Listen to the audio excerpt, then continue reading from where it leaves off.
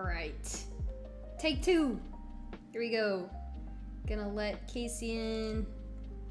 All right. Show on stream. There we go. Hello, can you hear me? Oh yeah, I can hear you loud and clear. Okay, all right. Take two. Story of my life is called Persistence Through the Messiness. So. Yes. All right. I think I got you good to go. Everyone let me know if all the volumes and all that good stuff. Hey, Pat, what's up? How are you? Good to see you. Hey, Trev. Hey, Dust. Let's see. So, I think your mic is pretty loud now. Oh. Okay, good. I can turn it down. I have it turned to max. Okay. Everyone just let me know if there's any issues. I think we're good though. Yes, it's good. Dust says awesome.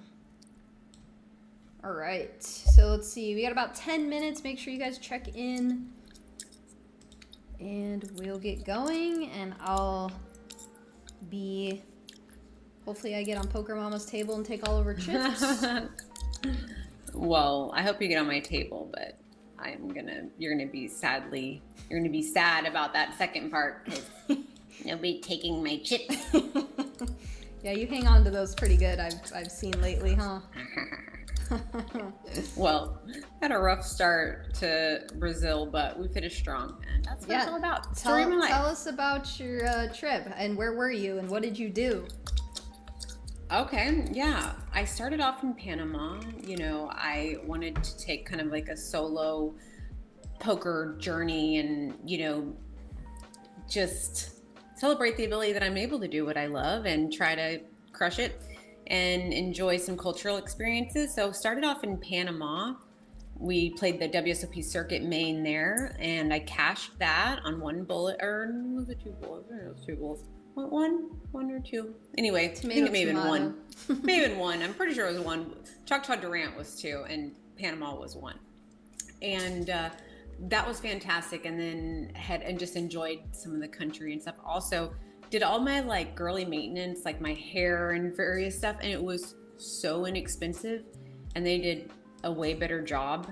And I was just blown away. So side note. That's cool. Side note, I may need to fly to Panama every time I want to cheaper and better, do my glam. Yeah, it really was. And then I went on to Brazil, and I thought I would have a friend or two that I knew there, and then they ended up canceling.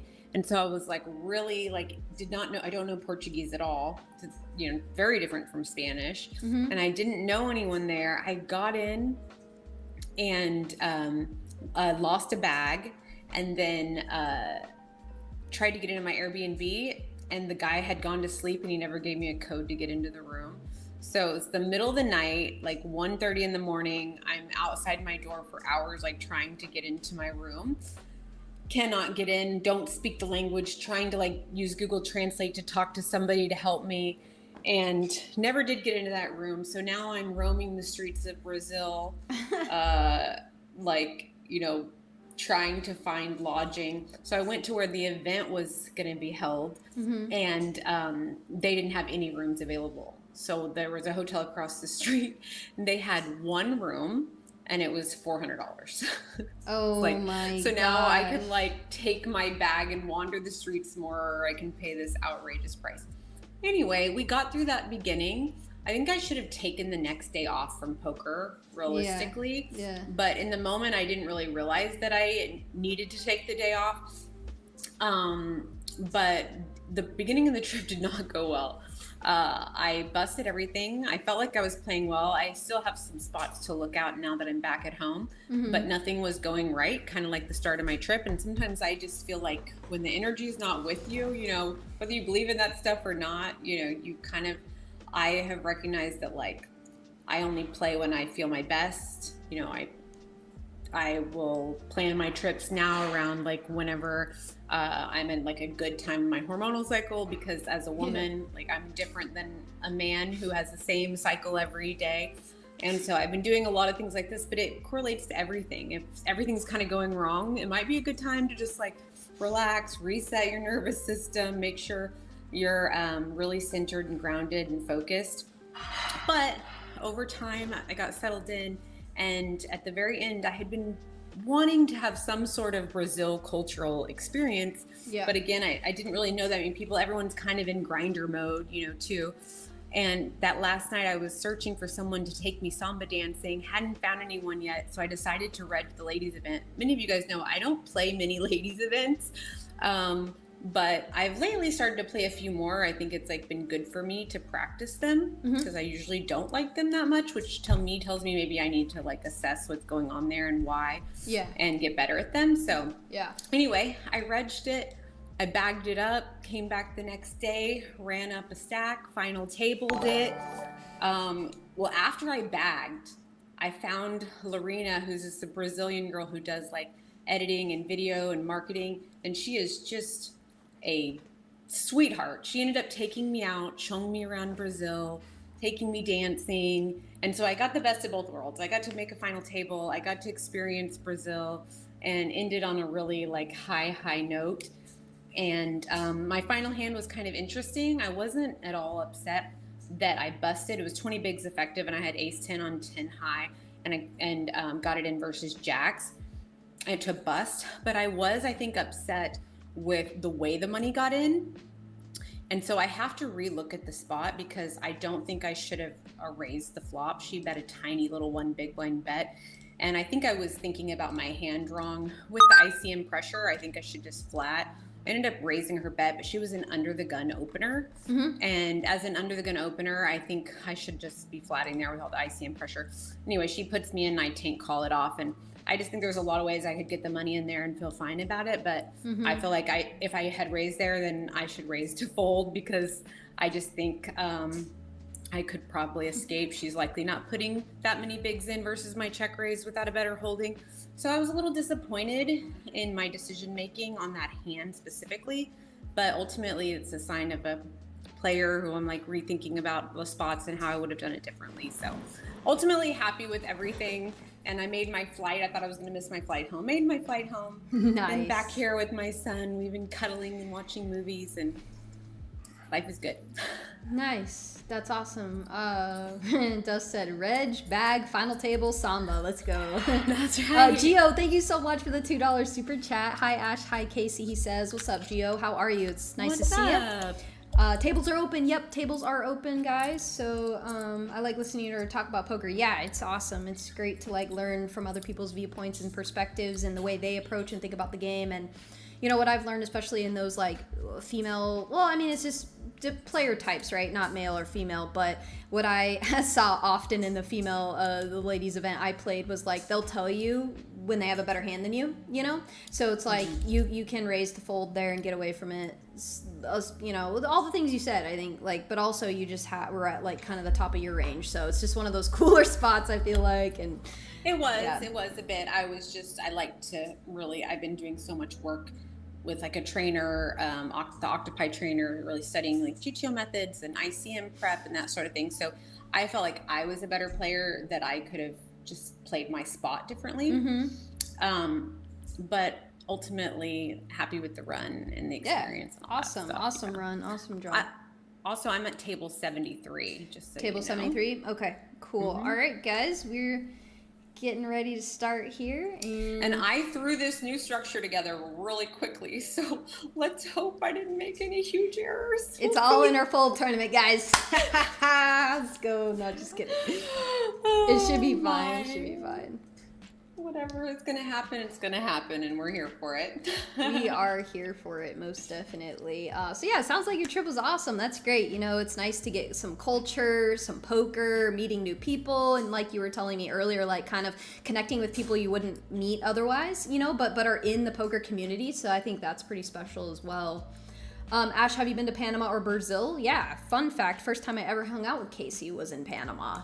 It was actually my first overseas sponsored poker trip. So I was on cloud 9, just got my poker sponsorship, headed to Panama, got to peel some international cards. So that was definitely one of the highlights in my career for so many reasons. But yeah, never been to Brazil. I'm headed to Barcelona and Italy in January, actually, so that'll be fun. Sick. But is there an event going on there? Or just no, vacation? just gonna go see the sights. Yeah. Nice. You won't have a split focus. You'll just be able to enjoy. So that's lovely. Yeah, which I kind of prefer. It's really hard to kind of like try to grind poker, but also like dive into the culture and eat and drink and all that fun stuff.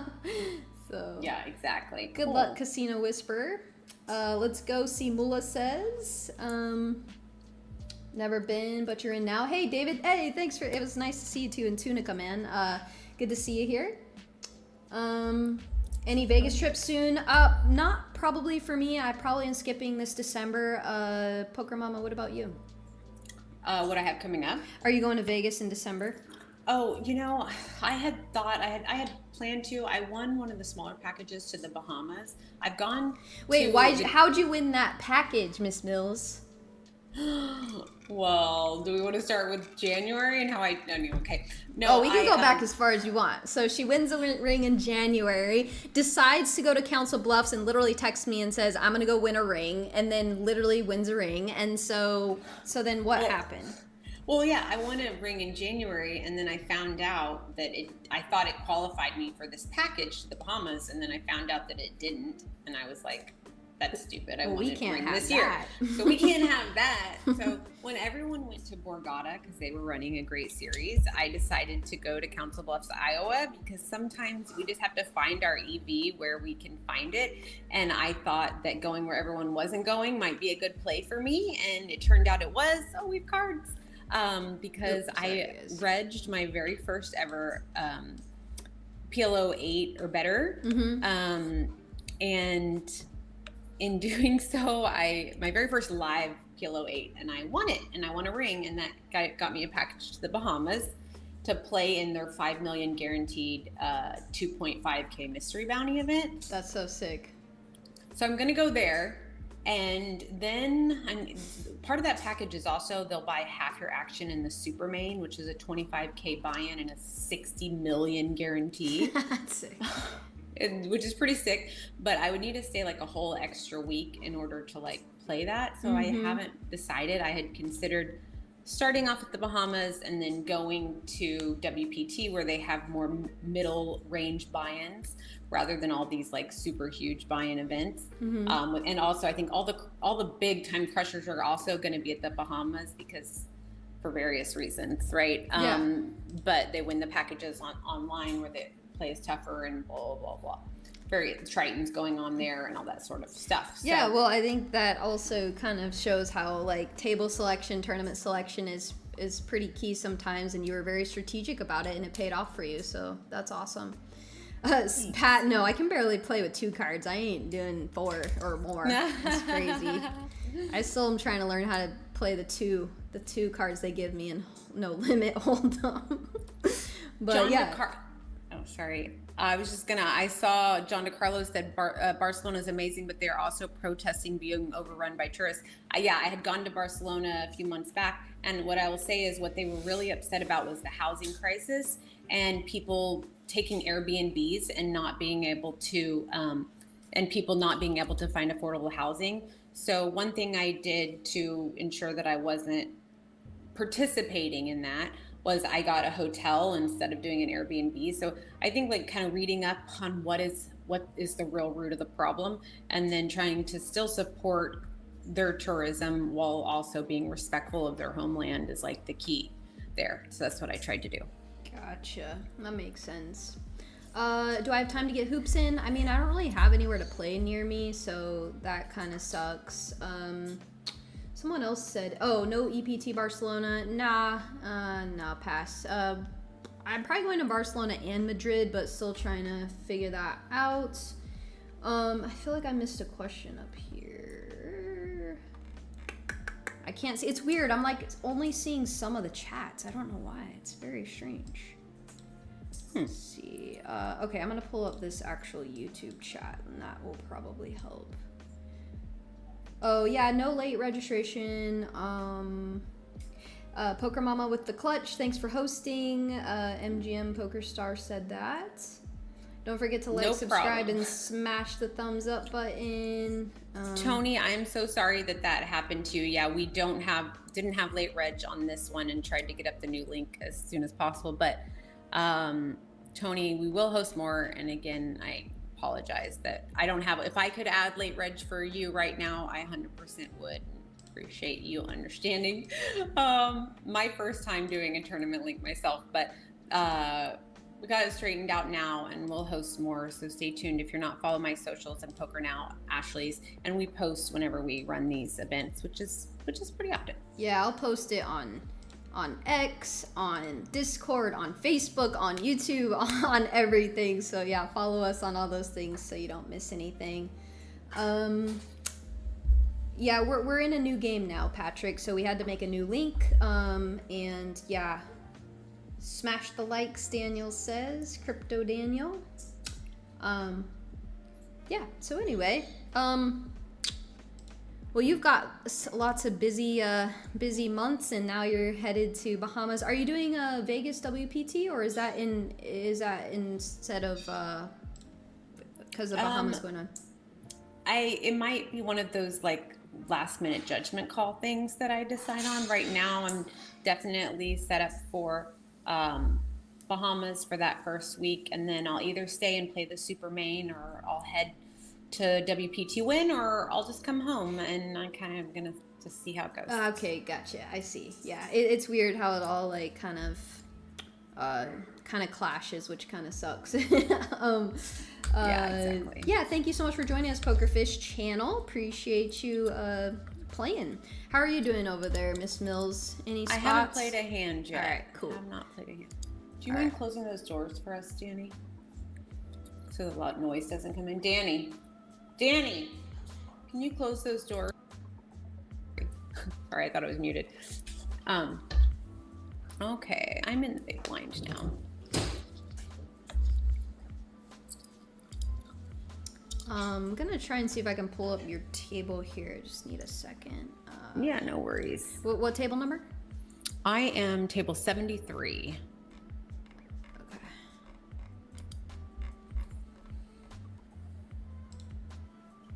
Oh, wow. So many of you guys in here today. Dang, Ash, you really pulled them in. Yeah? Yeah, so many. Awesome. Thank you guys for joining the stream. Yeah, you know, when you were talking about how we met, Ash and I had been talking. Well, I had seen her at the WSOP Tulsa event. I'm from Tulsa. And I had just seen her there. She ended up I think you bubbled the main. Oh my God, I'll never forget that. That's a story in and of itself. Oh my gosh. But I remember this cute girl in her maroon yoga pants. But anyway. Oh, my red yoga pants? Yeah. We started just messaging, and then ended up both going to Panama and finally getting to actually meet and connect, and just instantly became super close, like the way our minds think about things and how we work and stuff. And we went to a rooftop bar in Panama and had this like amazing night, and it was super awesome. That was like the Ashley PokerMommaa origin story of how we became so close. Did you get to go to that bar again, or no? I didn't. I would have just gone alone and been sad. Dang. Did not go to any rooftop Yeah, bars. I remember I was trying to like impress you, so I like took the bill for everybody. So the reason I was able to find the name of that place when you asked me is because I remember, oh my God, I paid for everybody's drink. So I went back into my bank account statements and found the name because I remember I paid for the bill. I was like, I need this girl to be impressed by me. I'm gonna pay for everything. I'm rich, you know? Yeah. I'm raising this hand. All right, we're watching you right now. Hi, J-Set. J-Set's in the chat. Yeah, he actually messaged me, sent me a picture. He's drinking a nice alcoholic beverage and ready to play in the stream. So we're watching you right now. It looks like PokerMommaa bet this flop. She's on the button, and she gets 2 callers.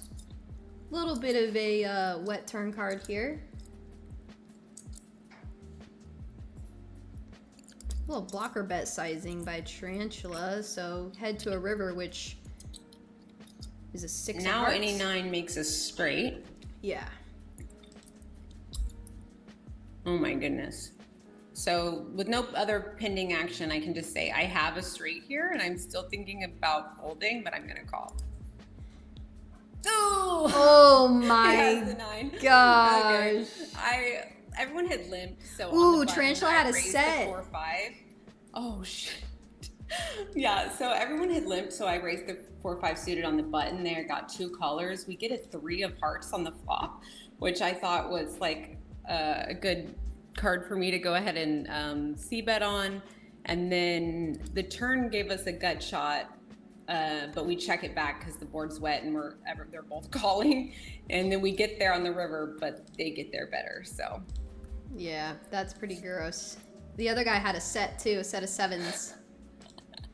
It's crazy. Oh, risky play, but sometimes you gotta go for it, you know? Sometimes you gotta go for it.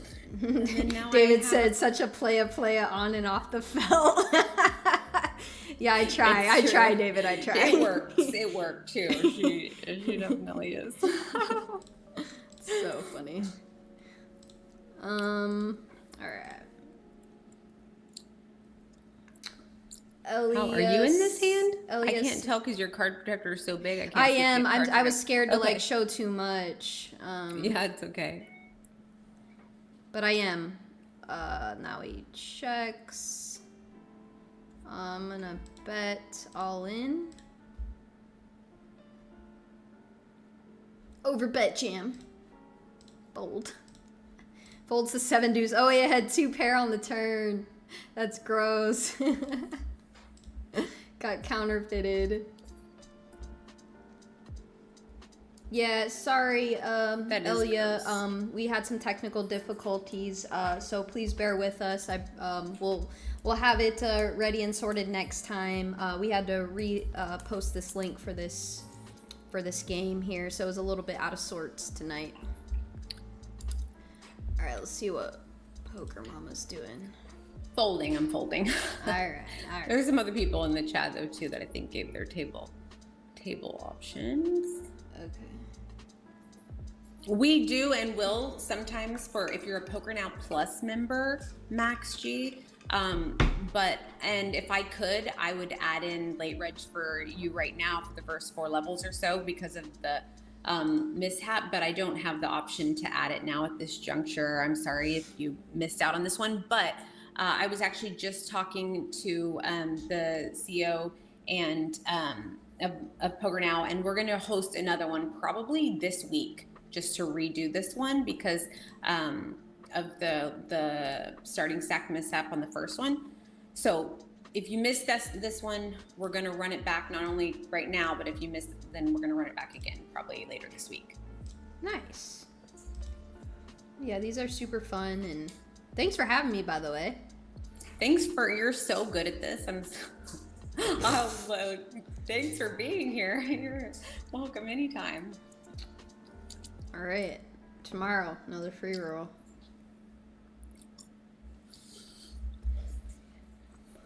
Yeah, I do miss doing these. It was really fun, and people have been asking me for like a year, when are you gonna do another free roll? I'm like, I don't know. And Poker Now is just like the perfect place to do it because the browser, like my friend tonight, he's one of my, Trev, he's in the chat.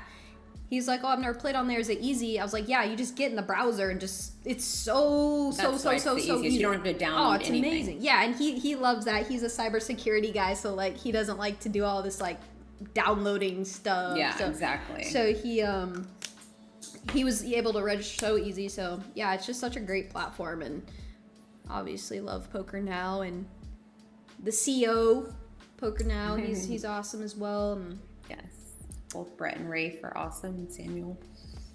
Yeah, are you guys playing WPT Vegas? I'm probably not going, David, unless I'm asked to commentate. I've commentated the last 2 years. I'm not sure if I'm getting in there this time. if I'm not, then I'm probably not going, which is so sad because I really want to play the ladies tournament. I love playing the ladies championship, so that kind of bums me out, but I just don't think financially it's very wise with hotel and travel costs for me to go out there and play a bunch of high buy-in events. So sadly, it doesn't look like I'm commentating this year, so sadly I probably will not be there. I may decide last minute if I have FOMO and go play. I would love to play the Prime and the ladies championship, but it's not looking like it this year. So and then PokerMommaa, Casey was saying she'll be there if she's not winning $1 million trillion in the Bahamas. So. Speaking of the WPT championship in December, did you see all of the recent WPT drama? And in the chat, did you guys follow along on all the WPT drama? Most of this took place on X, but some of it has moved over to Instagram. So I'm curious if you guys know what we're talking about, and maybe we'll give you a quick catch up on it. There's actually a couple of drama things. There's the WPT drama, but there's also WSOP drama.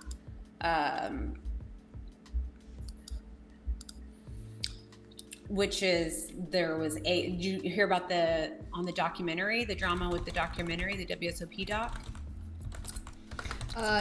Yeah. So unfortunately I have Twitter or X, and so I really dislike that app. I think it's so toxic. Like, I could tell someone the sky is blue and they'll be like, F you, you suck. Like, it's just crazy. Like, everyone just always has a contrary opinion, and not only that, just people seem to be extra keyboard warrior rude on there. So, but I did see the drama. It's been a little disheartening. You know, I would love to see people come together, and I feel like these issues that come up are pulling us farther and farther apart from each other, which is, you know, we're trying to build a community, and we're trying to build a positive community, and we're trying to build like a really solid place for people to feel safe and welcome. And I feel like lately all it's done is kind of like make the opposite true. So that's been a little bit I really want to talk about what you're talking about, but I'm in a huge hand right now. I'm coming over and to watch once this river action goes down, I'm going to talk about it. Okay. So we have aces. Oh, They've gosh. already acted, and we're folding, actually. Oh gosh, yeah, that's a here. Tough one on King, Queen, Jack, 8, But 6. also the bet is like pretty small. I don't know how much time I have, but the bet is actually pretty small. But I just don't think we're like ever good here. But with this size, I may still have to call. No, I'm folding. Yeah. Okay. Oh my gosh, they both have straights. That's they crazy. They both have the straights. Yeah. So we lost. We're down to like half a starting stack now, having to fold aces. Great fold. A lot of people flick it in there, honestly. So like, well, because it was only 1,200 and the pot was 8,000. So really easy to want to flick it in because you only have to be good so infrequently to make it a good call. However, I just think if you're just never good, it doesn't matter what pot odds you're getting. Exactly. And I just thought the likelihood that one pair is ever good there is like close to zero. And I've been like super just honed in on being extremely exploitable, or being like exploiting to the extreme. So like, it doesn't matter what GTO, solvers, charts, ranges say. If you know this guy, quote unquote, always has aces here, you're folding. You know, like, it's just, oh, I'm probably getting timed out on my hands. Whoops. So anyway, exactly. So I think that's great. And I think like in poker, to be the best and to, as you say, play above the rim, I think we just need to go with those spots we know we're just beat, or, you know, like, I played in this lady's event. We were at the final table, and I called this lady's exact hand. She just had aces. Twice I did it. And she's like, how are you calling my exact hand? Like, because you're never 5-betting all in with anything else, or you're never 4-betting all in with anything else. Like, you know, people will tell us what they have. And so, yeah. Yeah, exactly. Safe and welcome. No one wants to feel safe and welcome anymore. I mean, yeah, like, it's such a nuanced thing. And we were kind of talking about this earlier of like, yeah, everyone has differing opinions all the time in everything, every day, right? But it's like, we can be respectful and be loving. I think things get dicey when people get offended, and when people get offended and take offense, then that's when things get a little ugly, and people get hurt. Woo! Let's go! And what happened? Somehow we won. Oh, hell yeah. All right. Flush came in. Somehow I still won with a pair of sevens. Turned into 2 pairs. Anyway, sorry. Nice. All right. Yeah, so anyway, I mean, what are your thoughts on everything? As far as, did people say in the chat whether or not... So they're like, no, what's the drama? What okay, did you already explain it to them? I was so caught up in these two. I did not, no. Okay, so, well, we can start with the WSOP one because that one's pretty simple and straightforward, whereas the other one I think is a little bit more complicated. The WSOP drama is they came out with a new documentary on, you could have watched on YouTube. And then Alan Keating, who was part of the documentary, who you see Alan Keating on Hustler, he's a really big cash game poker player, and he's on all like the high stakes streams and stuff, known to be just fearless. He came out and said that they used AI voices to make him say things that he never said in this documentary, and didn't ask him, didn't tell him they were doing it. So a lot of people were just miffed that a documentary would use AI to like put words in people's mouth, and thought that was like pretty unethical. And so they ended up, WSOP GG agreed and ended up pulling the documentary. They're going to be re-editing it without any kind of AI and then reposting it. It's like they would have never done that if people didn't like speak up, which, you know, is just kind of dumb anyway. It's all like PR stuff, but like, yeah, I mean, what do you think about all of that in general? I think it's wild. Yeah. That, you know, if they need to add in extra audio clips, it's really easy to call the person and say, hey, we're thinking about adding this line in. Do you feel like this is something that you would say? Do you feel comfortable with us using this line? Would you record this line for us? And so I think, yeah, it's not hard to act ethically in that spot, and they did pretty. Yeah, they admitted to doing it. Poker Nerd is crazy. Yeah, the documentary wasn't even that good to begin with. They could have done way better. I didn't even see it. A lot of people had that opinion too. They felt like it was the same old stories from the same old people, and that what really caused the poker boom was an everyman winning the biggest tournament for millions of dollars. And people felt like they want to see more of these stories, satellite winners, people that, you know, like the hero's journey, basically, for the underdog hero's journey, instead of like the same old stories. Like, I heard a lot of people complaining, like, we're just watching Daniel like make bacon in his kitchen, you know, that sort of thing. Some people, like diehard people, I just like watching anything poker. People that are up and coming, I still enjoyed the series, but I did hear a lot of criticism about it. Yeah, I mean, Twitter's been blowing up the past couple days, and yeah, it's been a little unfortunate, I would say. Just, yeah, but I mean, we're all imperfect people living in an imperfect world, so I guess stuff like that's bound to happen. We can still do better, you know. Absolutely. We can still do better. But yeah, so that was the WSOP one. On the flip side, there was kind of some female drama. I don't know how else to start this up on the WPT side. So I can give you, and interrupt me at any time, Ashley, if you're in a hand or we have something going on. Cut me off anytime. Okay. But WPT, actually Sashimi. You guys may know Sashimi Poker from Hustler. She was on No Gamble, No Future with me. She's another one of these high stakes poker players. She had posted a video of a girl at a home game who is twerking and dancing like extremely erotically, wearing very, not very much. And people are like putting chips all over her body and stuff. I was told later that the people that were putting chips were all female. It looked like there was a male there, but maybe they were just more masculine presenting females. So supposedly it was actually females putting it on there, but you couldn't really tell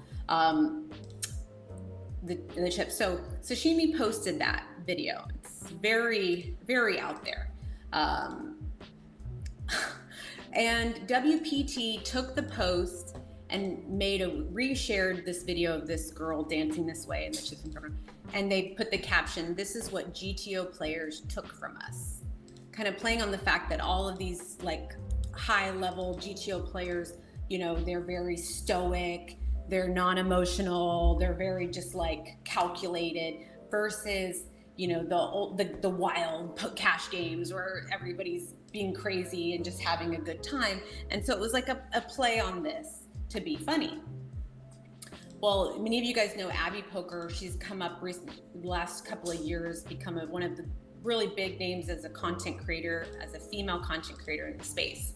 She came out and Abby said like, hey, WPT, this is like not a great post. You're just over-sexualizing women, and it's not a great look for females in the game and like how we want to be represented, or, you know, what you would want someone to think that women are supposed to be treated like at the table and this sort of thing. So she was unhappy with it. This post by Abby created a firestorm. She asked some of the ambassadors of WPT to like speak up, like the female ambassadors, to speak up and say if they supported the content. And she tagged a couple of those ambassadors. And they did not speak up on it, as far as I have seen, other than to like make some jokes later. Again, they're being paid by WPT, so they may not feel like they have the freedom to really state their opinion. But I saw, so that was Abby's side of the debate. On the flip side, I saw other women say, like, this isn't a big deal to me. I think it's fine. You know, I love these type of wild, fun games. And a lot of men also spoke up and say, why are you trying to make everything not fun? This girl's just having a good time. And, you know, a lot of people thought this is lighthearted and you guys are taking everything too serious. Some people, women, felt like it was degrading and a poor representation and didn't make women feel welcome to the game, or and I was of that camp, and I am of that camp. I felt like, but one of the biggest things that was the firestorm was everyone started to attack Abby, saying she was a huge hypocrite for coming out and speaking out against this, because she herself has sexualized herself as a content creator. She has posted sexy images, she has done some vlogs that are sexy, and she represents a online brand like BetMGM is her sponsor. So people felt like she was being a massive hypocrite because they felt like her name, she created her brand and a lot of her following based on her looks. Some people thought that was really hypocritical. Some people, like myself, had a different opinion, that I believe felt that Abby, as a female who's like trying to figure out who she is in the content space and how that works, is going to evolve over time. She's also a human female that's going to have a sexy side and can present that if she wants on her page. And WPT is like a massive global brand that really is somebody who kind of can set the tone for how women would want to be represented. They're not just like an individual person.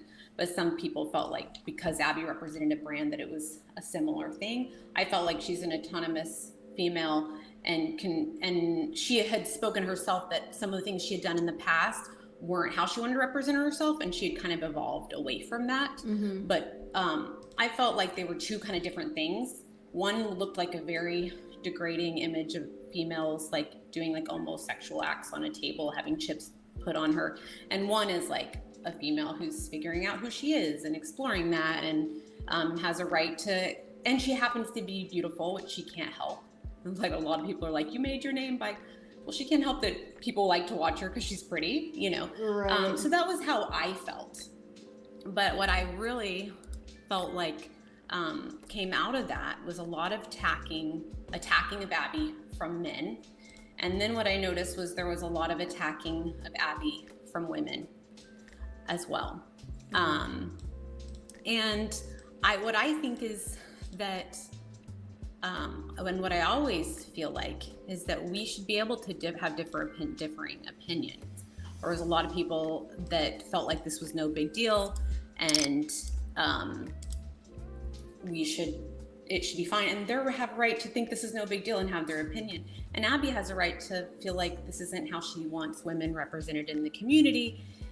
But proper discourse and being able to have differing of opinions without making this like just an attack, like where just a female just ends up getting attacked. I just felt like it was.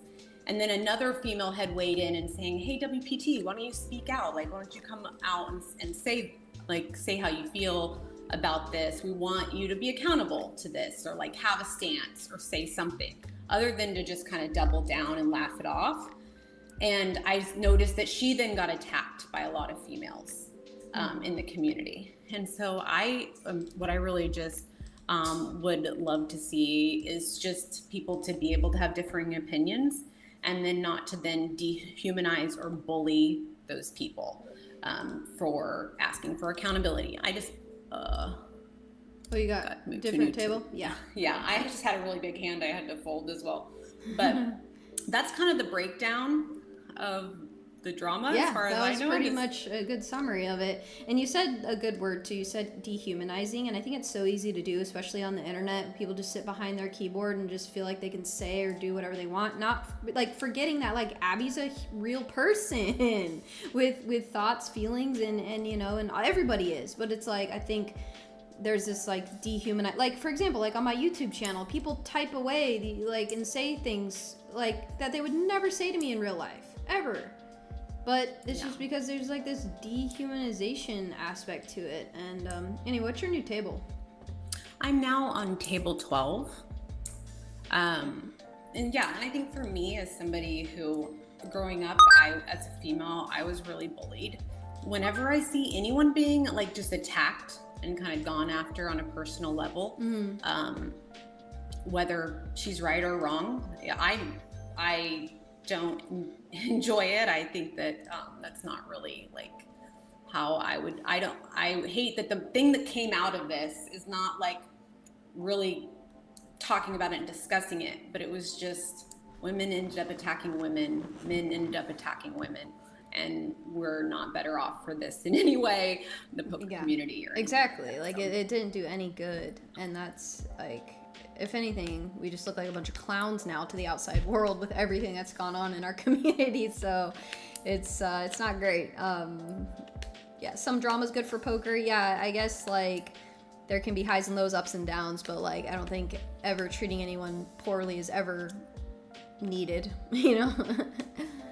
So yeah. That was and what did you think? Did you kind of feel like the video no big deal, or did you think that it wasn't what you wanted to see represented, or how did you feel about it? Because I had friends that were on both sides of it, and I respect people having different opinions. Yeah, Abby did just win Atomic Pineapple Tourney. That's awesome. That's how you answer the haters. You just like go back and do. Yeah, it's pretty great. Yeah. I honestly didn't see that. I only saw it because of all the aftermath. So I didn't even really get to process seeing that and have an opinion on it before I saw everyone else's opinion on it. In general, I think that post was slightly on the little bit too much, it's just slightly too much, I think.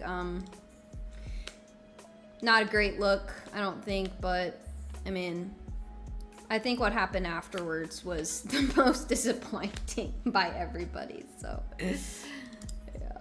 Well, we may end up in a big pot here. Yeah, I'm in a pot too, but as soon as I'm out of this one, I will move over. All right, so PokerMomma's on the top left here. She's up here. She raises. Okay, they both folded. Nice sizing, yeah. I raised way too big because I'm used to like them calling no matter what. Oh yeah, what.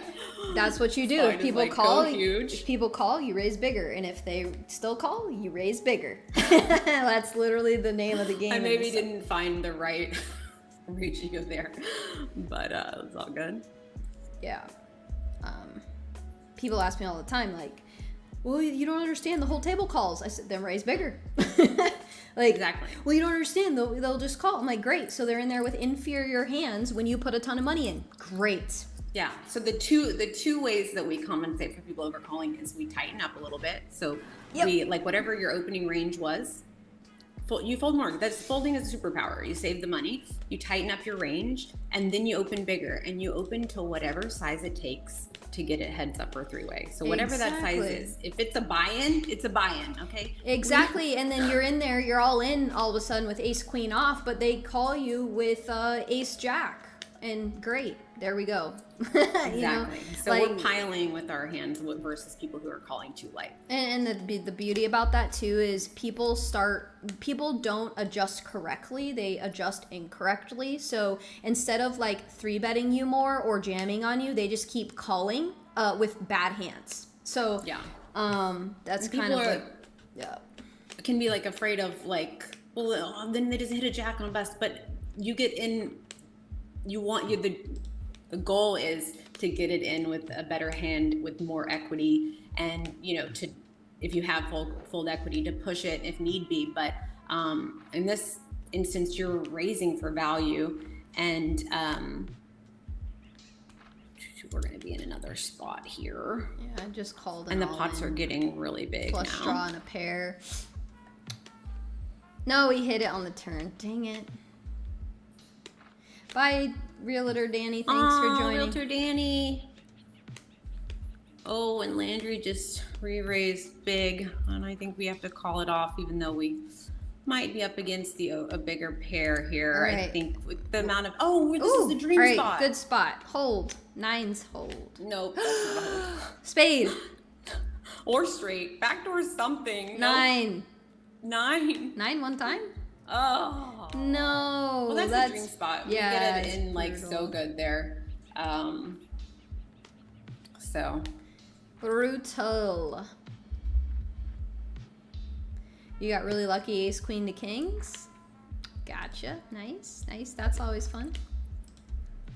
Always feels like there's more than 4 aces in the deck when we have How's your stack looking?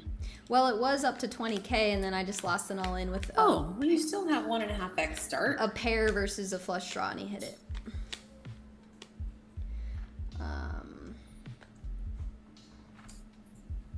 Yeah, so, all right, let me see. Who else gave their tape? Oh, I know the last thing I was going to say about the raising bigger and that sort of thing. A lot of people are like, well, we could just go smaller and go multi-way. What I think a lot of people don't realize is the reason we're doing that is because if we have too many players pre-flop when we have our strong holdings, then our equity, like for having this strong hand that's favored, our equity goes way down for every person that's in there because they have a whole range of hands that can connect with the flop. So in order to keep our equity high and our ability to win, like the amount of times we're supposed to win the hand, we need to force them out with whatever size that takes until we're not trying to force out everybody. We're trying to get value, but just from that one person who's going to call too light, or max 3-way. We don't want to be going 5 or 6-way, and now suddenly our aces have only 20-some% equity versus having huge equity, 80%. Right. And the last thing I was going to say about it too is we have to remember poker's like a long-term game. So yeah, we might not win this all in, or we might get out flopped by an inferior hand, but we have to think about like the long term. So you always want to take those spots when you're favored, just like the investment. If you're an investment and something is a good investment, it can go up or down, but in the long run, it's going to go up as long as you continue to get in a good spot. So exactly. Let's see. I'm curious where we're at as far as how many people are still in, who's crushing. Look here. Okay, looks like we've got 288 still playing of the 600 people. So about half of the players are still in. Oh, down to 243 already? Or nope, 288, yep. Got a couple of plus members in the top 20. Nice.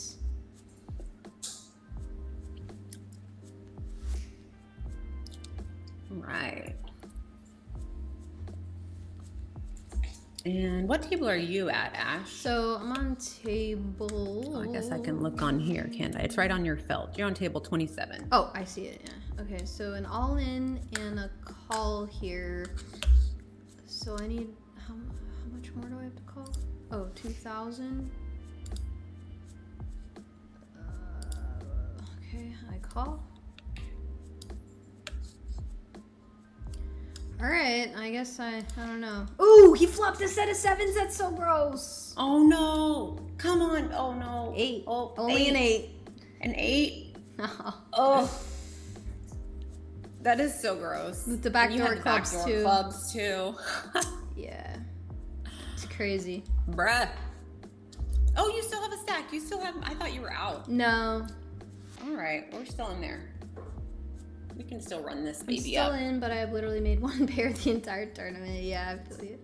Poker's like that a lot, you know. And you can still win that way. You just keep making good folds. Folding is a superpower. For sure. What do you think's been one of the key? There people are in your chat talking. They're like, she was shocked. She was shocked. She was mad. If you're watching the live stream, they're talking in here. I'm mad. Yeah, funny. I'm super mad. She's so tilted. Bruh, you got her. You cannot make me mad. I'll tell you that in this game, man. Not you. Ashley. I can make myself mad. Oh, I can make her mad.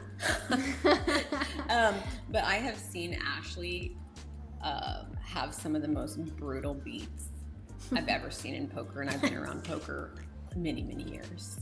So that is not even in the top 10, maybe not even in the top. It's not even the top 100 of the bad beats I've seen Ashley just take in the last year. If you open a variance calculator on Google and you start looking at the outer limits of what can happen when you're running bad, it's a scary, scary thing. It's a thing of nightmares. Like, only watch that on like Halloween or Friday the 13th. I mean, it's like getting to the point where like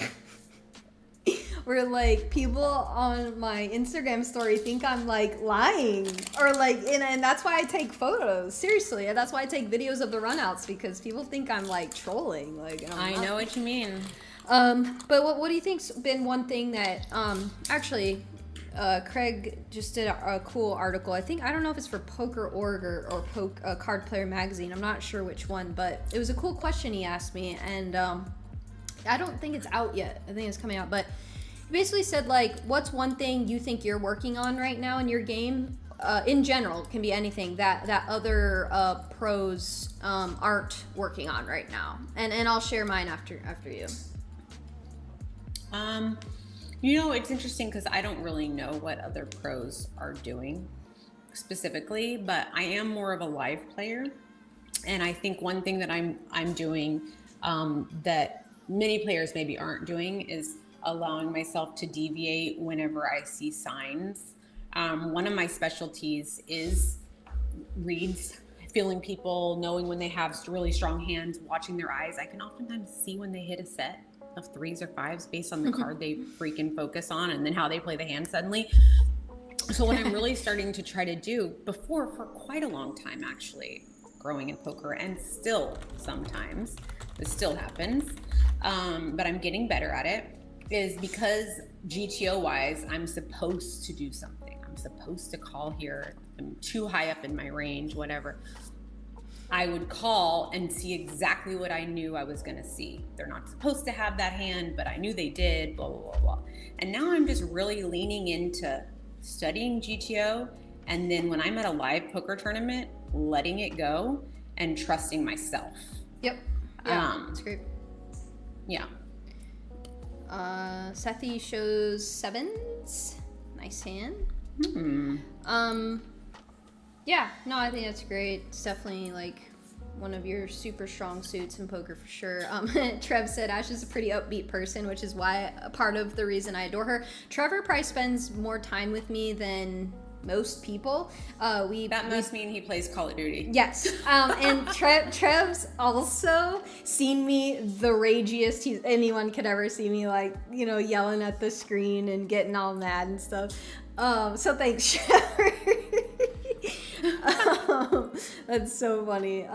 Yeah, no, I have always been a glass half full type person. Just like, I don't know, like Casey's also seen like I can be very somber too, but in general, when it comes down to like real life stuff, I always like glass half full type person. Like, we're always gonna be okay no matter what, and I think that trickles over into poker. Like, I haven't been putting in a ton of volume, but the volume I've been putting in has been pretty disheartening. But like, on to the next, you know, and that's all we can do in poker because it's a zero-sum game. So like, we just have to keep going and pushing forward and getting better. And I was telling everyone earlier, like, I just kind of started teaching some one-on-one poker, doing some coaching sessions, and that's really been like good for me too, to like stay in my study habits and just keep that's getting such a good one. Yeah, just keep getting better. But that literally may be the best way to get better, is to teach others. Yeah, and I'm teaching like beginner to intermediate players, so you know, I say that because like I'm not over here claiming to be some like savant guru, like incredible like millions in earnings player. But I'm very confident that I can teach people great fundamentals and get them thinking about the game in a way that's like better than what they're probably thinking about the game. Yeah. And so anyway, that's really helped me. But my answer to Craig's question was kind of along the same lines as you. Is I've really just been leaning, because so there's like a pendulum shift for me. So when I first started playing poker, it was purely exploitable, just purely exploitative, using my gut. I had no idea what I was doing, but like I quote unquote knew this guy was bluffing, right? Like, I didn't know what I was doing. I had no fundamentals, no foundation, but I was playing purely off feel, and I would cash almost every tournament I would play, and I would like squeak into the money because I just knew how to kind of maneuver and survive. And then I started studying GTO, and I'm like, oh, what are all these people doing with their bet sizes? It's atrocious, and why are they raising to 5x? Now I'm the one raising to 5x if I feel like it's good, right? Like, you know, we're supposed to raise to 2 big blinds, right? Like this and that, but like, I'm all in. Good luck us. So then when I switched to being purely GTO exploited, and put exploitative and all the gut stuff that used to make me do well out the window, I started to lose more, bust more. I was taking spots that like I shouldn't have taken, but like it was, in the charts. You got called by deuce 3. I thought he folded. I thought he folded. Oh my god. Man. Not like this. No, Let like, there be justice. give me a 4. 4 ball. Oh my god. Dang. There is no justice. GG's. G-man. GG. I told you she runs bad. Nice hand. So, like those, I just, like 60-40. Anyway, so I started to do very, very poorly as I started to kind of, how do I get back to the tables? Oh, here we go. If you go to the main I got it. tournament page. So then I reached a point where like I was busting everything, and I was like having really poor results because I leaned too much on the GTO side. So now I've swung the pendulum all the way back over to exploitative with GTO foundations, right? So having that knowledge and filling in those gaps that I didn't have before, and kind of cleaning up those holes in my game. So now I'm kind of just like back to whatever works, do it. Doesn't matter. Whatever works, do it.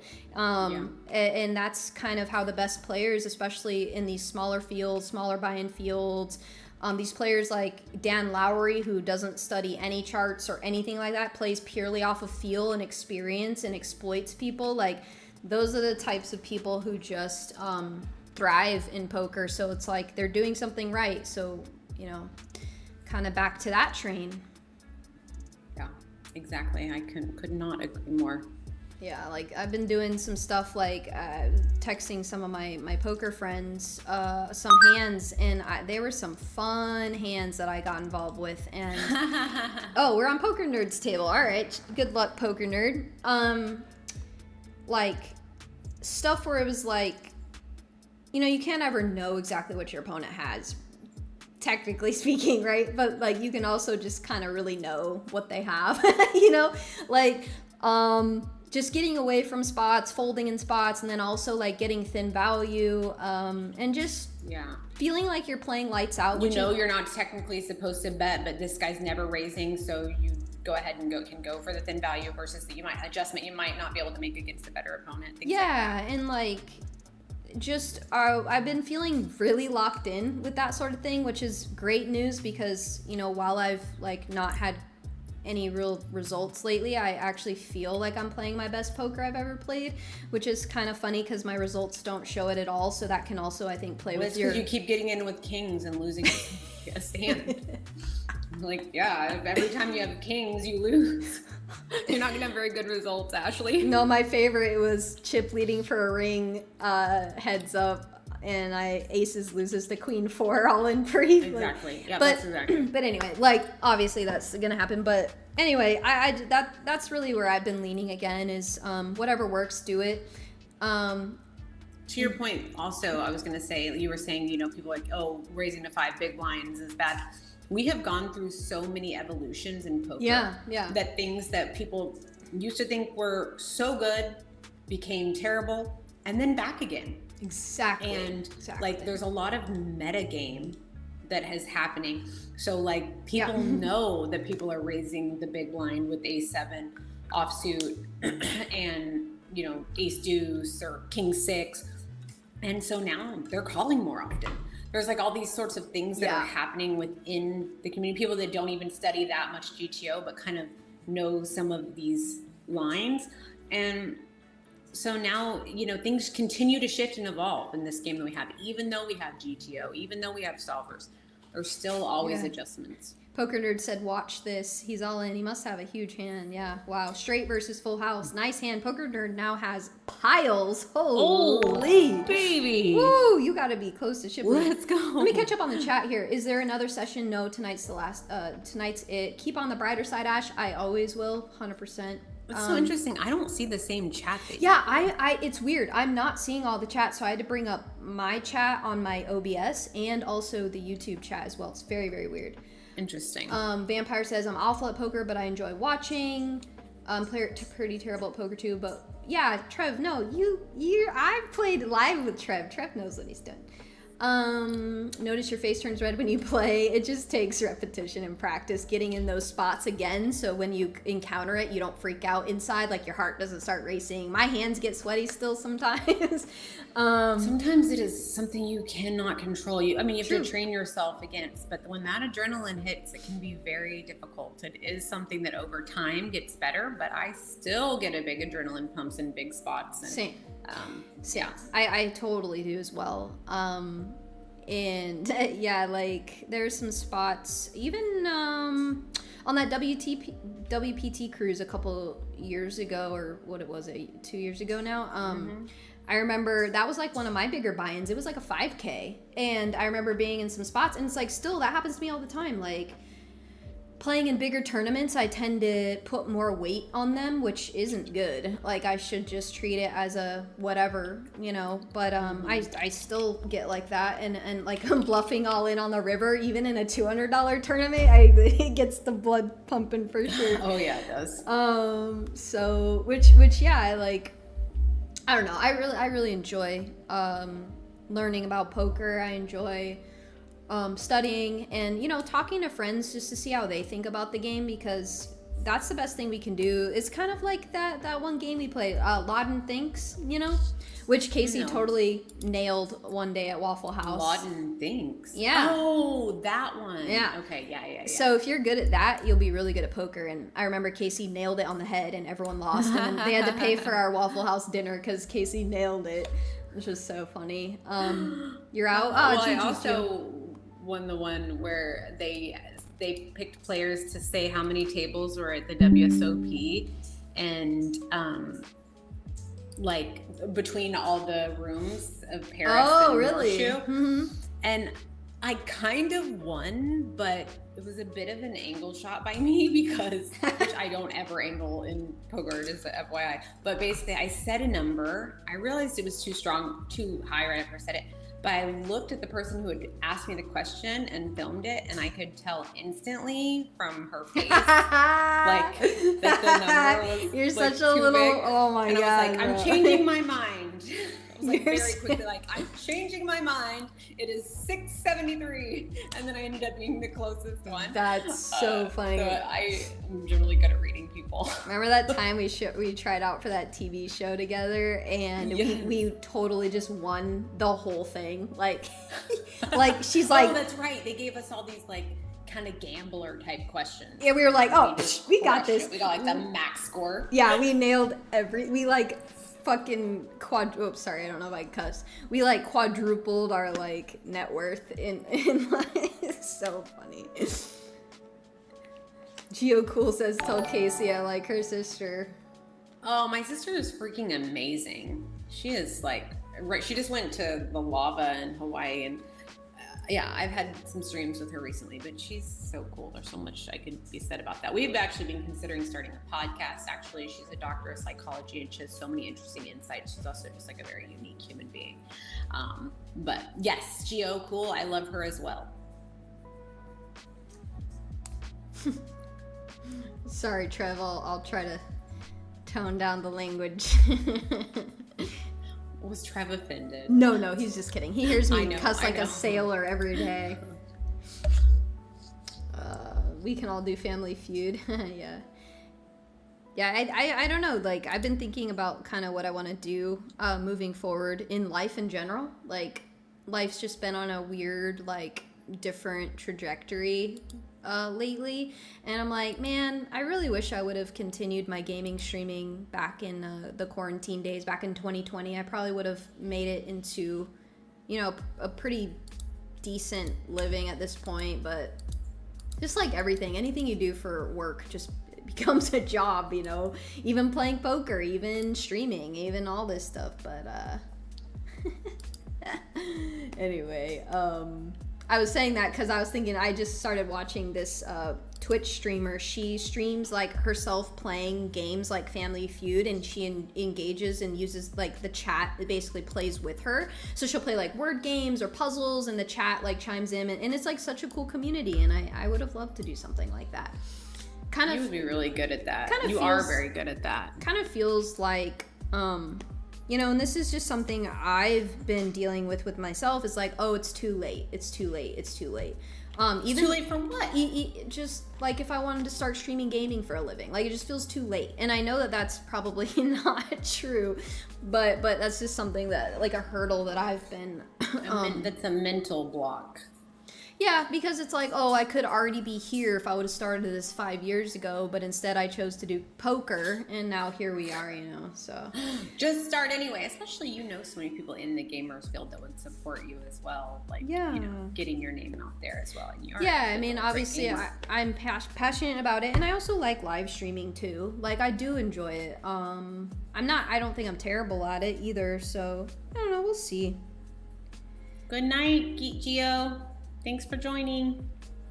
Daniel Mark said, nothing is ever too late. Wait, Gio said goodnight?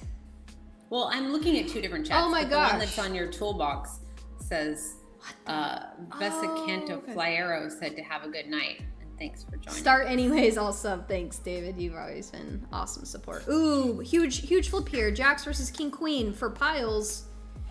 Oh my goodness, not the full house on the turn. And Poker is drawing dead here. Oh no. GG. Oh wait, no, he's still got chips, but that would have been like He still has 3 starting stacks. All yeah. right, we're cool. We're chilling. Trev said we just need to hit the lotto, Ash, so we can build that gaming house. Yeah, so me and my best friend Ains, which I think he was in the chat, he actually played tonight in the poker. He doesn't know how to play poker, but he joined to play because I told him to. Anyways, and Casey, this is Trev, one of my best friends. Trev, Casey, Trevor. Trev. I talk about you, obviously, to him. So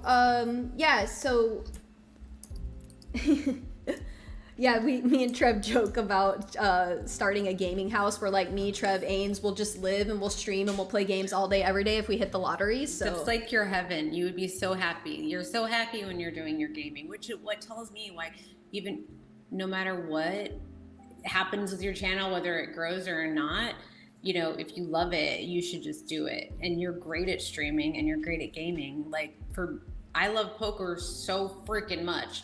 You know, and like I know you do too, and I just like with the game. That's what I think about the gaming is like whatever it is, your little gamer house or your streaming, you gotta just go for it if you love it. Yeah. Danny said, I changed my career at 40 into a field that everyone said is for young people. Yeah, facts. Did you go to school for that, or did you just kind of get in? Because I had also had another friend who got into like that kind of field with zero experience and zero schooling, which is crazy. King Jack versus Ace 10 off here. King Jack with the club draw. Also, East Coast Ariel is also all in next hand, she said. Self-taught, club draw. Club draw. That's awesome. Nope, brick. It's going to be the Ace 10's going to hold. Big hold there. That was a very big Nice hold. Survived. Heck yeah. Let's go, Ariel. Yay, let's go. Also, Ariel, nice to see you in here. Thanks for joining us. We were chatting a little bit earlier. She was showing me her puppy because I just got a dog. Aww. I'm scared to bring her in here because she's been a little whiny today. So I don't want her to be whining on the stream and then have to put her up. But yeah, self-taught programmer. Yeah, that's awesome. Yeah, it's never too late. It's just one big in a dream. Nice, Taiwan. Yeah, good luck. If you guys are watching for the first time, this is the first time joining the Poker Now channel, will you please help grow our channel by smashing that like and subscribe button? We so appreciate everyone joining us over from Pokerface Ash's channel tonight. And also, if you are still in the tournament, I know we've whittled it way down, but if you're still in and you're in the chat, please let us know. We want to talk so much trash about your play. And in order to do that, we need to be able to pull up your table. So yeah, let us know. Just kidding. We'll be nice. Danny, are you still in? Who else is still in this tournament? Taiwan Crick is all in with 5-5 right now. What table? Oh man, I wish. Let us know if you double. Table 29. Ooh. Very rare for Daniel to still be in at this point. Wow. That was not shade at all. Aw, GG Taiwan. What were you up against? I'm gonna guess he's courtesy flush. Ooh. Yes, he's courtesy flush. Chizen Gakabakaleka says, I might be the chip lead. What table are you at? Nice. Chizen Gakabalaka, 3847. Bubbled. Brutal. I was with Ash now. I'm on table 12. Okay, gotcha. I don't know why these chats are doing this. It's wild. So weird, right? I've got to figure that out because that's gonna bother me. I'm like, is it from your courtesy channel? flush is like, all in. Huge spot here. Oh shoot, with the and an all in behind 2K 4K. Yeah, and the real double J is all so in as well. Like all right, they're gonna get it in. 6 bigs. He jammed 6 bigs under the gun 1 over a limp. Gets called, but look at that flop! Oh my goodness. I'm like How a can he second miss? or 2 behind, so. Oh my gosh, GG's. Oh no, not like this. Don't give him the 2-heart pair flop. Don't give him the 2-heart pair flop. Oh my god. Max Payne. Rose. Any ace, any 6, any heart. It's alright. I think you'll be alright. I think you'll be okay. And Chizen, what table are you at? Oh, he said he's chip leading, so maybe. Okay, what table is that? That is. He didn't say his table number, although East Coast Ariel is on 10. Wait, he's still in. Wait. Yeah. He wasn't. He covered. Oh, he did now cover. He's all in again. And now if they hit a 9, he wins this one. So mad. He wins this one. I'm like a couple seconds behind because I'm watching it live. All right, the spin up's happening. We can't leave this table now. We gotta watch the spin up. Oh, he's right back to 17K. He was at 24, so it was like not bad. No big deal. Yeah. Still not that many bigs, but still like 4.5, a little over 4 bigs. Hey, guess what, Casey? What? That's piles. Piles in this thing, right? Ashley's favorite term. I have piles. Or also, like, she'll have like 1.5 big blinds. She'll get it in with a good hand. I couldn't navigate it. The best thing is Casey will be like, oh my god, I have crumbs, and it's like 37 bigs. I'm like, what the fuck is wrong with you? Oh my god, guys, I lost a huge one. I have crumbs now. She still's like middle of the pack in the tournament. Flop Full House by Johan Fire. Ooh. That's gonna win it. This is gonna be quads the only thing to beat it, yeah. Heaps.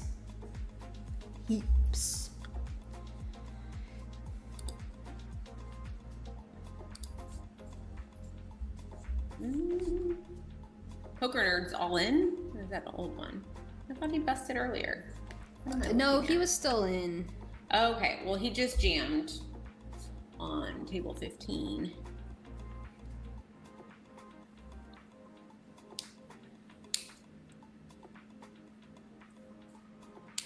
Whoops. Good luck, Poker Nerd. I see that. Table 15, he's all in. No callers, though. He gets it through. All right. Let me pull up 15 and have it ready here. Well, Ariel's is 10, too. Okay, I'll pull up 10 as well. Right. I usually like to pull up the chip leaders table as well, which is table 60. All right, I'm get a few of these tables up. All right, I got Ariel's here. I got Poker Nerd. Danny's, and now let's get chip leaders. How do I tell who's chip leading? Like on the tournament overview page on the far right, on the left. Found it. Says, and you can just click on their table 60. You can also just from their name, you can click on table 60 at the top as well. Gotcha. Okay. All right. Let's see if we got it. Oh, Poker Nerd all in. 9s versus deuces. There you go. Now he's up to 70K. Dang. Oh, yeah, he is. 60. Yeah, in the small blind. All right. Courtesy flush. Very nice. Doubled with 9s. Yes. Heaps. Doubled with 9s. Let's go. All right. Then we got chip leader over here. Ace Jack versus 9-10. The real double J does hold. So that's going to be it for the 9-10 offsuit there.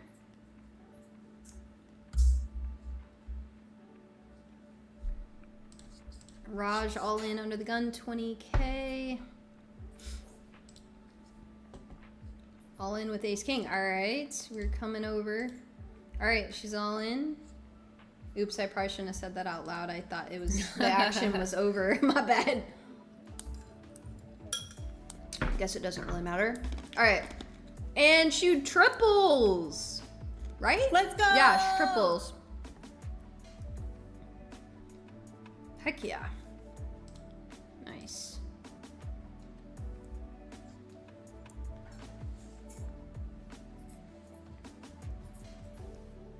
All right, we got it all in by Johan. Poker Nerd 78K.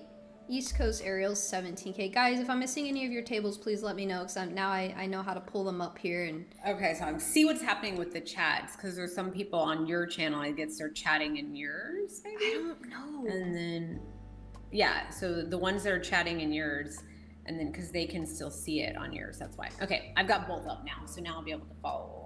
I was GG Dust Ride. GG's. Thanks for chatting with us. Oh, I hear. And again, my we puppy host crying. these like a lot. Oh, 4-way all in on table 15. We host these a lot, so make sure you smash that like and subscribe for whenever we go live. Holy and you cow. Follow us on socials, because I post the links to these free rolls, and we do them quite often. If you're a Plus member, we sometimes do triple payouts as well. Ooh, what one? The Ace Jack and the 9s? Yeah, I like looking in BBs as well, John DeCarlo. Trevor, yeah, you are yeah. in a different one. Yeah, so we are on the Poker Now channel specifically, which I can put in the actual exact link if you want it. It's Poker-Now. If you want to see the main chat. What is the other chat they're chatting in? I'm confused. On your channel. My Pokerface Ash. But I thought I wasn't live on that channel. That's why I'm really confused.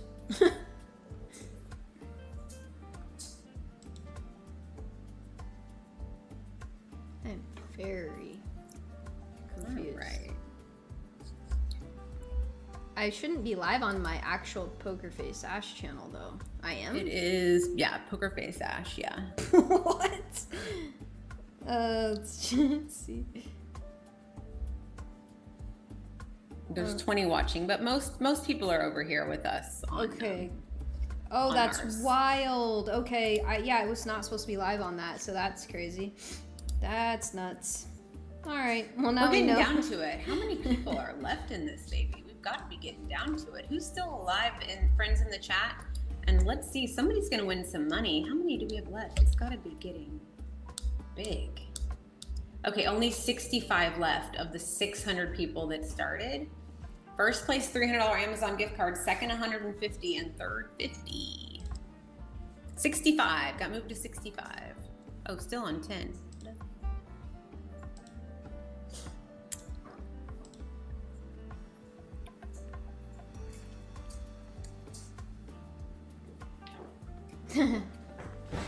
That makes sense now, that because my Nightbot did something weird earlier. So all right, I just busted. GG's, great run, MGM, nice run.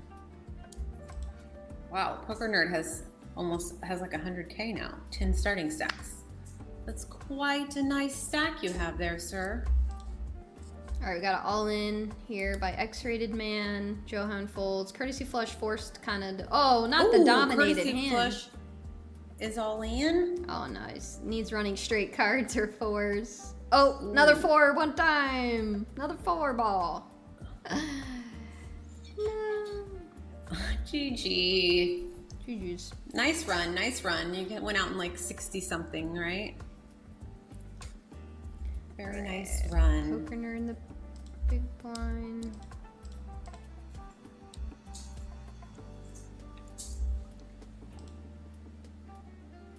Hey, Branson Poker in the chat. What is up? What's up? Oh, we got the superstar in the chat. Let's go.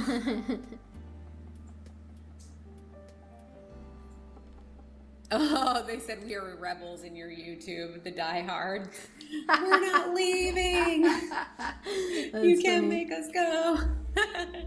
Yeah, that makes sense, Trevor. That's wild. I was supposed to be on live on my other channel that no one knows about. Like, that's what I logged into, so I'm very confused how I'm live on my other one, but oh well, at least everyone's watching on Poker Now. This was all a warm-up shot. But yeah, we would love the support on our channel as well, so if you come over and smash the subscribe and like, we want to continue to host all these fun free rolls. Yes, please go subscribe to Poker Now. Do me a solid. Lost my lead. Okay, all right. Mario, are you still in? Let me take a look at my leader. Yeah, Mario's probably still in. All right, let me pull up HD 1000. All right, we got this. Whoa, that's loud. I don't see my Mario. Pat said, Brenton, I met you at the Mixed Game Festival last June. You met my friends Jay and Norma. Hello. Oh yeah, hi. Brenton, how are you? How was Taipei? I don't even know how to say that actually. Welcome to computers. They do whatever you want. Yeah, it's true, man. Oh my God, Mario is still in. Can we pull up table 34? Yeah, headed there. All right, there we go. Oh yeah, Mario has your avatar up. Yeah, he's like literally the best. What are your thoughts on showing if you don't have to? Oh, don't do it. Don't do it unless it's just like your worst enemy and you just need to get revenge for something. Right. Then don't do it. Right. But yeah, I like there's a few different instances when I've been being super hyper aggressive, which happens a lot, and I need to like make them continue to feel good about how much they've been overfolding to me, then I will like show like an ace or like some kind of strong holding to just be like, hey, like I've got it, I have it. When I have my strong hand, I might show, but that's like a mind trick that I'm doing to keep making them, fold to me. Yeah, so basically you're saying it's just only when it's really strategic in your favor. Yeah, exactly. But there was this guy from our trip Ashley and I's first trip to Panama. I bubbled the high roller event. I remember that. And there was this guy who I had gotten all in against him. He had tried to he was super hyper aggressive. He tried to pull a bluff on me. I had aces, and I had kind of like made it seem like I was weaker than I was. Obviously, I knew the guy was hyper aggressive. He kept going after me for it. I snap him off with aces, win a huge pot. He gets moved to a new table. He runs a stack back up. I end up bubbling kings to aces on the direct money bubble. He stands up and starts going, "Vámonos, vámonos, vámonos," and like basically just telling me to get out of there. And I was like so upset. So I go back to Panama just a week and a half ago. Guess who's there? No way. What? Guess who gets sat at my table in the main on day one as the bubble is approaching? Guess who decides to 3-bet me out of the blinds? Or I guess it's a 2-bet. When I c-bet on a jack 7 flop. He like check raises this spot. I have queen 10 with all the backdoors. And I just rip it in his face for a bazillion. And he mucks. I knew how aggro he was, so this is why I like just thought this was the best combo for me to just. This is the moment. If I don't think he has it, windmill those cards in his face. Oh baby, did I ever? Oh baby. And when he ended up busting, I wanted so badly to yell "Vámonos" at him. I kept it classy, and I kept silent, and I just carried on stacking my chips. I remember that. I remember vividly that moment because I went up to my room to get you a charger. And I came back to like sweat, because you were on that bubble. And like you had a stack, he had a stack. You had a run in with him earlier. And then he like throws it in your, oh my gosh. I remember you were like, oh yeah. Just that guy was not a great. I meet so many people. I struggle to remember faces. Like I struggle to remember people. Like even that I would like to remember or remember their names. This is one of those people. It had been 3 years since I had been to Panama, and he was one I did not forget. Yeah. Ariel, she tripled. Let's go. Yes, we saw the tail end of her triple up. Oh no, we didn't. We saw her double up. Ooh, now she got 92K. Let's go. Branson, that's awesome.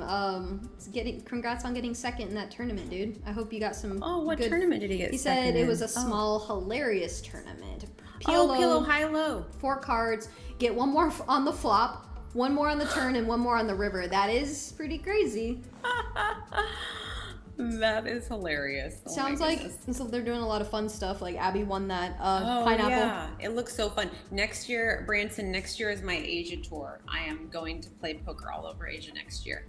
So this year was Latin America and Spain. Also in this and next year doing Asia.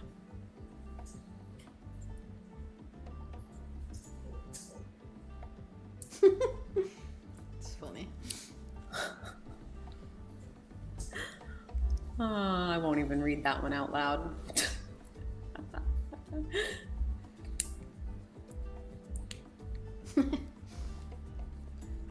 All right, let's see how many we've got left here. Down to 46. You know how fast this goes, guys. What's our blind level right now? Okay, so we're at 7,000, 14,000. Next is 1020, and then the jump from 1020 is a huge jump. So this all gets very serious very quickly. We're already down to only, let's see, 6 tables. Okay.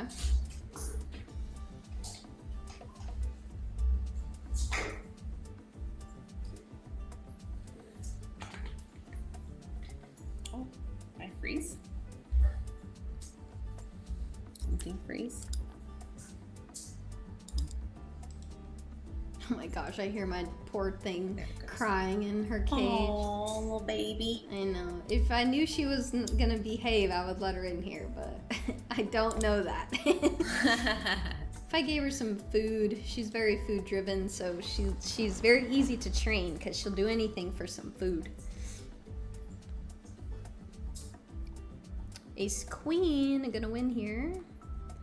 Poker Nerd said he would love to play in Australia, and that is also on my bucket list. They have some really good events out there. WPT yeah, I would events love to go to stuff. Australia as well. I've kind of been thinking about going, but My sister's heading there shortly. Right now, she's at an active lava volcano in Hawaii, and then her next stop is Australia. I'm jealous. it's hard to train them when they're not food driven, because you have to find ways to make them listen to you, basically. Bring out Maggie. I don't think I can. She's really good, but I just don't want her to like cry, and then we have to like put her away if she starts crying, which usually she doesn't. Usually she's very, very good. But I was teaching a poker lesson yesterday, and all of a sudden, for the first time ever, she decided to cry while she was in here during my lesson, so I had to put her away. It was sad. But she's really good. Your sister's IG posts of the volcano are amazing. Mario's in the big blind, and he's gotten jammed into from under the gun. He's got one of his 4 bigs committed here. So he'll now have 3 bigs back for another 2 minutes. All right. Brinson, I don't think so unless WPT has me commentate, which it doesn't look like I am this year, so probably gonna pass. But yeah, Casey, are you going? Branson's asking. Don't no. I'm starting off at the Bahamas for the 5 mil 2.5K mystery bounty, and then I'll either play the super main there, or I'll head to win. I have gone to WPT December Championship Series the last 2 years in a row. This is the first year I'll do Bahamas since I won one of the smaller packages, and then I'm like still debating super main 60 mil guarantee or WPT win. Which one's he going to? Did he say? No, he just asked if we were going in December. Oh, he's probably going to Vegas if he's asking about Vegas one, I'm imagining. I'm the new chip leader. Let's go. Brandon the Fire. Okay. Oh, who's Nice. the new chip leader? Brandon the Fire. We got Brandon it the right. Fire. Oh, wow. It has 572,000 chips. Oh, there he is. Wow, let's go.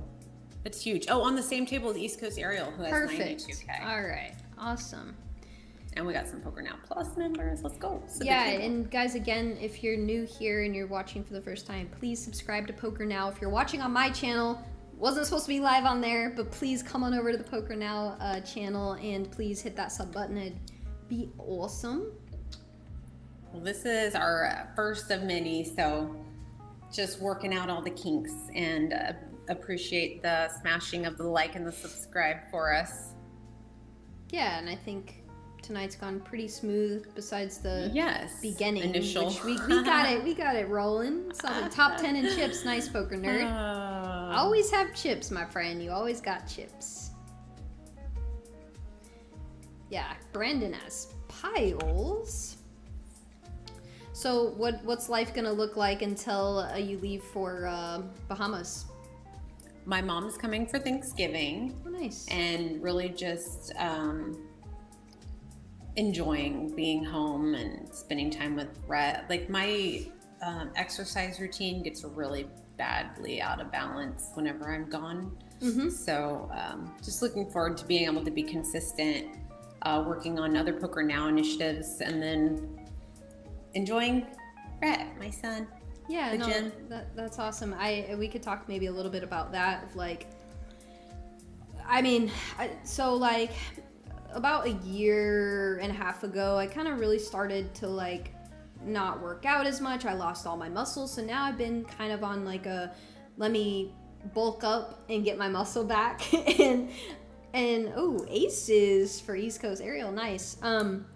So I've been bulking. I've been taking creatine too, which I've heard, like, I don't care about water weight. That means nothing to me. If my face looks all puffy, Which is all it is. Whatever, I don't care. So I've been doing Helps creatine. you build muscle. Yeah, and I'm finally, last night, I like looked in the mirror and I was like, oh, I can see some progress. Like for a while, it was kind of like, because I would get home from a trip, get back on a routine, only to just immediately leave again for another trip. And hard. And it's brutal because you feel like you're like 2 steps forward, 3 steps back, 2 steps forward, 3 steps back. So I know exactly what you mean. So I've been really enjoying being home because I've been eating so clean, cooking every meal, getting my protein in, doing my workouts, which today I still need to do my leg workout, but ace queen versus ace 10 here. But so yeah, I totally feel you on that about being home and getting in a routine, and it's been nice to kind of see some progress with my king fitness. What? Nope, I was thinking. Oh, I was watching the hand like a second too late. Yeah. Yeah, and another thing too is like I like these in between times when I'm not traveling to study, and what I've been doing is I've been utilizing Octopi Trainer to run through drill spots, and then I watch GTO Lab training videos because their pros are like the best players in the world. So I watch the GTO Lab, then do Octopi, and then the other thing is if you're a tournament player, taking Rabbit Chow and refreshing on Rabbit Chow's heads up course, because you're like, if you're not studying heads up and you're a tournament player, then what are you going to do when you actually get heads up? And that's for all the money. That's the big one. Since I started putting in work into my heads up game, my heads up record has like really, really gone up. So that's awesome. Thank you so much, Pokerfish. Glad you're here. Appreciate you subscribing. Branson, thanks for joining us. Really, really nice to have you in the chat, man, and always enjoy our talks and stuff. So I hope to see you in Vegas if it works out. But yeah, good luck in the tournament, man. I'm kind of jealous. I've been itching to play. It's been a couple weeks since I played, so I'm jealous. Go crush them, bro. I'll follow along on your story. Good to see you in the chat. Thanks for coming by. And Mario GG, he busted ace jack and lost 10-2 by a straight hit in the river. Lost to 10 deuce by a straight. Ooh, brutal. GG. Doyle got ya. Yeah, but so, I agree too. Like being home, being able to study, and just getting like a nice solid routine and be around family. And now me having this dog here, so just getting adjusted to that, which has been great. But for the most part, I want to be home more, not travel as much, and yeah, just kind of nest here in my little sanctuary. Little cave, yeah. Yep. Wow, we're down to 28. But yeah, I've been slowly. My neck injury honestly is like really slowed down my progress because I'll. You're still dealing with that? Hasn't gotten any better? Oh no! Every time I work out, it gets re-injured. And so I basically have been doing like every other day or every 2 days to let it the inflammation go down. It's just constant it's brutal. But anyway, so the progress is slower these days than it used to be, but it's funny. Yeah. So. PokerMommaa was saying she uses Octopi. I don't use that, but so I think she says she uses that. Are there any other? And yeah, GTO Lab. I use Octopi, and then GTO Lab for videos, Octopi for a trainer, and then I also studied Kevin Rabachow's heads up course because he's like the best heads up coach in the world. So those 3 things is a combination. But I will use the trainer and the Octopi trainer and the GTO Lab in collaboration to keep my mind occupied. I'll bounce back and forth and do stuff so that I don't get too bored with one. And that's just been life-changing for me. Doing the drills and then watching the smartest players in the world teach you about how you should be playing. So it's great. Yeah, for me, I just been using a lot of GTO Wizard and studying with friends, so and then getting some coaching from players that are better than me, like Matt Hunt and some other guys. So pretty much all I've been doing, really. All right, where'd you guys move to? Let's see. There's 3 tables up. There's 25, 34, and 60. I'll just pull them all up. Yeah. I'm gonna take a look. We have 22 left. It's all going to go very fast now because we're at the 10 20 level, and the next level it's about to go up to is a huge jump in 2 minutes. So it's going to go quick here. Oh, East Coast Aerial is still in. Let's go. Yeah. SF Web still in as well. Very cool. And Brandon the Fire crushing 790K. Yeah. And Poker Nerd 180,000 5,000. Wow, we have so many people that are still in. Yeah. That are from the chat. That's sick. Yeah, that's awesome.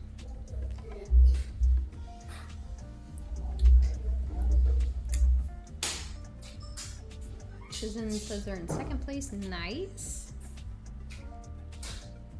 Oh. See, I probably need to like I really did fall off with studying and stuff, so I need to get back into like probably watching some more training videos and stuff. All in again. All right, we'll get over to your table. Oh, there we go. Oh, 8s to 10s. Oh my goodness, Brandon running hot here. Kind of a cooler with this many bigs effective. 10s versus 8s. Oh, wow. 2 from the chat battling against each other. This is like chat on chat violence. We don't love to see it. GG's, Ariel. Really great run. Awesome job. Seriously, awesome. Sick run. Yeah. So close to that FT. Yeah, but you've really been on your fitness grind too. I've been seeing on your stories and stuff, and it seems like you've been taking that pretty serious. And do you feel like it's translated into... Oh no, poker nerd, GG's, ace king to aces. No. That's brutal. That's brutal. Do you feel like it's translated into your overall mentality in poker? Yes, definitely. Like when my energy level is better, my cognitive function is better. I've also been trying to take the right supplements. You know, poker just got put in as a mind sport. It's actually like officially considered a mind sport now. They fought for this along with like chess and other mind sports. So it can technically actually be in the Olympics now if it was to go that way because of that. And, you know, for us poker players, we realize that this is a mind sport. Despite there being an element of luck long term, we know the better players win. And so, yeah, I've long seen it as a mind sport. And if I want to play it at a high level and continue to compete, not only do I have to study, but I have to take care of my brain and my body. And so I'm taking the right supplements to feed it. Yeah, I've been really, I mean, you and I talk a lot about like our hormonal stuff as females, and that's something I've greatly had to battle. It's gotten significantly worse in the last year. King, queen to ace, king here. 226,000 in the middle. Queen all one time? Ace king high wins, but Brandon still has 800,000. So much, yeah. But so yeah, supplements are huge, and like working out, I agree, has really helped my mental stamina as well.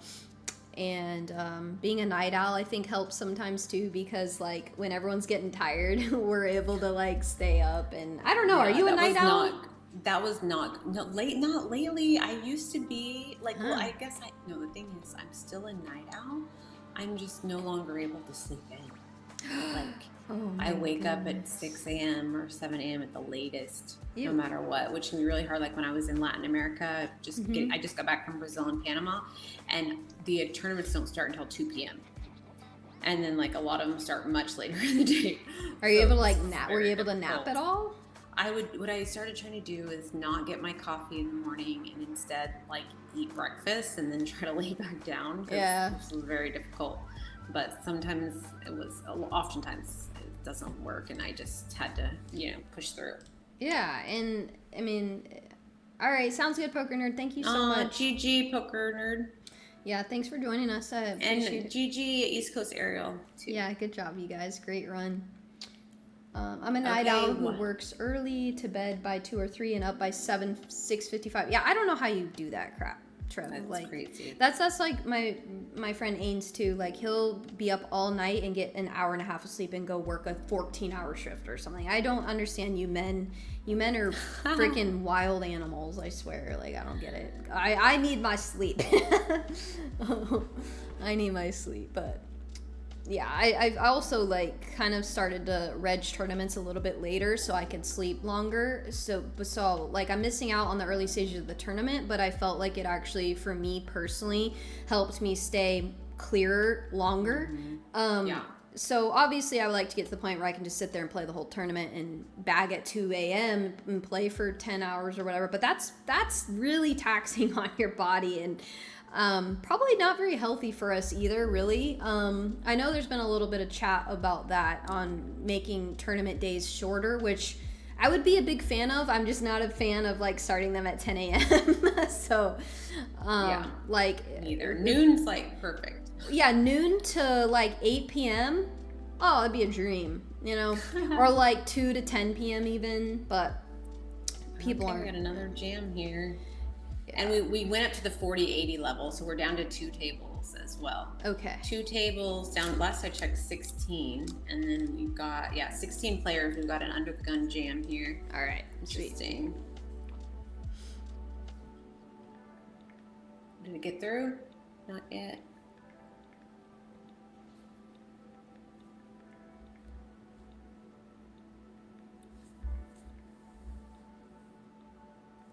Kings, Queen, Jack, 8, 10. No ace. Oh my gosh. Jack on the... Ooh, a Jack gives open-ender and a pair for the Queen, Jack, but they both brick out and Kings hold. Wow. Kings hold 3-way. Sick hold for Webb there. Especially the open-ender for the 8-10. Yeah. Wow. Brutal sweat on the turn there. So much. Jeez.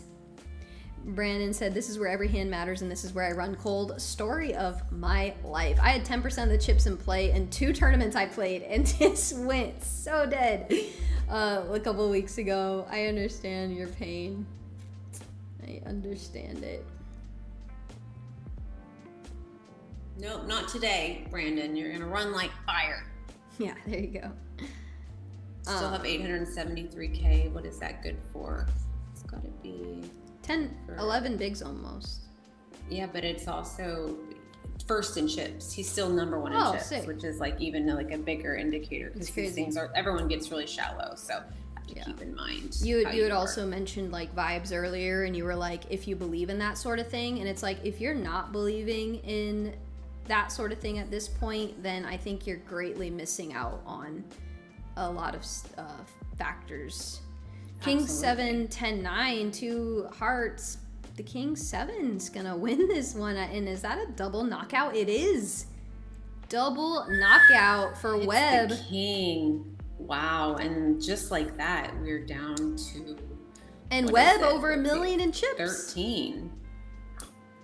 Webb's got over a million. He takes over the lead, from Brandon. Yeah, so that's kind of part of my answer back to that question that I was asked about. Like, I've really been trying to tune into that. Like, I was telling Casey the other day, like, if I'm not feeling like playing that day, I don't remember a time where it's actually gone well for me, or like you can just feel. Agreed, exactly. And so why would I do that? Like, why would I put myself in a spot where I'm not going to set myself up for success? So I think it's very important to kind of be in tune with your body and your mind. But then there's times where I have to play a day 2 and maybe I wouldn't have otherwise, but I'm just in there. So then you have to just rally and get yourself in there, which the athlete in me has no problem doing,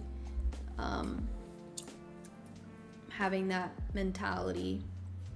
So, but yeah, I mean, there's definitely something to vibes, frequencies, you know, affirmations. I know you've been big into that. Are you still doing affirmations? I do still do affirmations. Yeah, they're really important for me. Like I get people who don't believe in it. For me, it's no magical thing. No. There's nothing magical about it. So much of it's just about programming. Yeah, but it's like also scientific.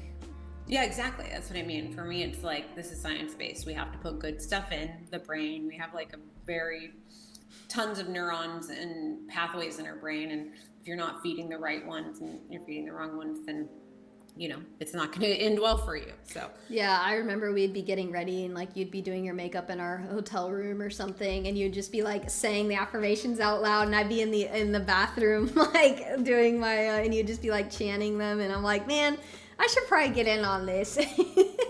Well, and it depends on the person. Some people don't need to do affirmations. For me, I had a ton of negative, critical things put in my brain from a very young age that needed replacing. You know, if you have old tapes, or you grew up in a time when your parents were highly critical, or you believed false beliefs about yourself, if you don't rewrite those, then they are going to continue to affect your life negatively. And some people never got negative tapes.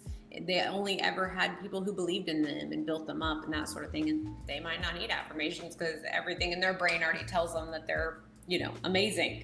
So yeah, no, that's great. I just, that was like a really cool thing that I remember is like just,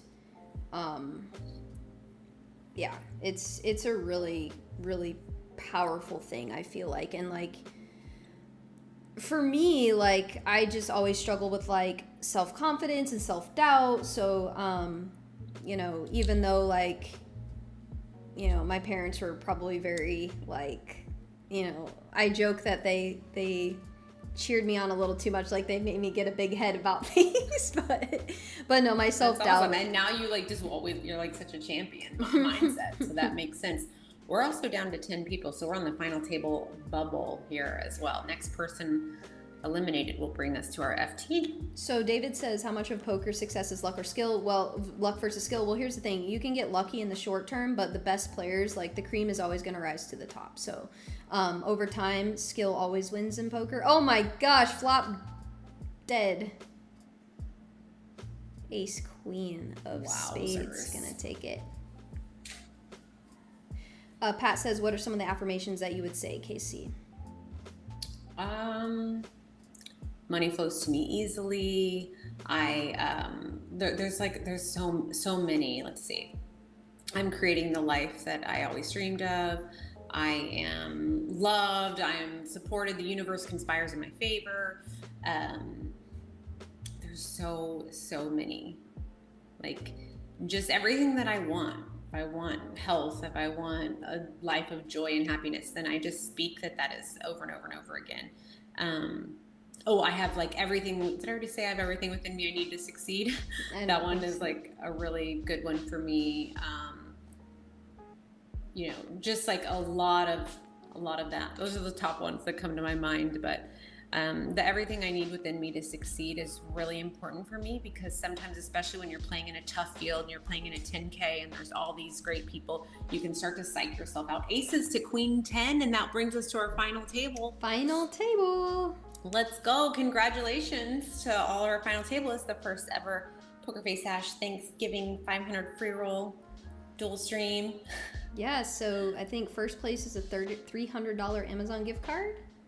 Let's go. And then I'm not sure, second place and third, I'm not sure what they are, but 150 and I think 50. Nice. Ace Jack to King 7. Ace Jack's all in at risk, but massively ahead here on the ace high flop. Ooh, heart turn.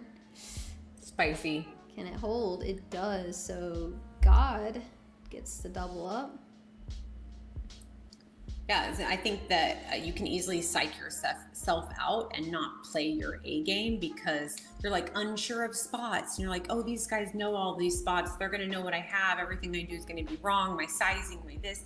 And so that one that says I have everything I need within me to succeed reminds me that even flawed, even perfect, imperfect, without, being a total GTO bot, that I can still win. I have to play my game, I'll own my own game and play my best, but I have everything I need to win any day of the week and every day of the week. So yeah, no, that's great. One of my favorites. Yeah, I see why that's your favorite. That's probably my favorite one that you just said too, because I think that it goes back to being confident that you have everything to succeed, and that's really powerful. Stop comparing ourselves with others and remind ourselves that, like, it's like I played in that big heads up battle. Oh my goodness, this turn card. Holy. Spicy. Oh my goodness, and the resuck out on the river for the ace 10. Holy.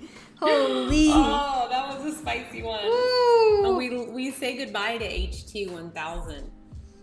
GG. Congratulations on your deep run.